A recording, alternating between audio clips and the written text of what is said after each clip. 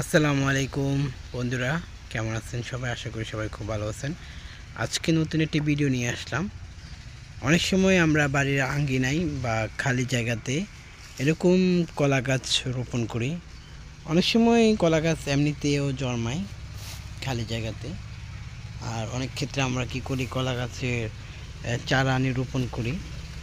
তো এই ভিডিওটা করার কারণ হচ্ছে, আমরা যখন খালি জায়গাতে কিংবা মাটিতে যখন কলা গাছ রোপণ করি, তখন মাটির কিন্তু উর্বরতা কমে যায়। মাটির যে পুষ্টি গুণাগুণ থাকে তা হারিয়ে যায়। পরবর্তীতে আপনি চাইলে এখানে ভালো কোনো ফসল কিংবা গাছ যখন রোপণ করবেন, তখন ওইভাবে গাছটা বেড়ে ওঠে না। কিংবা ফলের গাছ যখন রোপণ করবেন, তখন ওইভাবে ফল ধরে না। কারণ আপনার এই কলা গাছে যে ভিটামিন থাকে মাটির, ওই ভিটামিন শোষণ করে খেয়ে ফেলে, পুষ্টি গুণাগুণ একেবারে মাটির কমে যায়। তাই আপনাদেরকে ভিডিওটা দেওয়া, যেন আমরা এরকম জায়গাতে প্রয়োজন ছাড়া যেন কলা গাছ না লাগাই।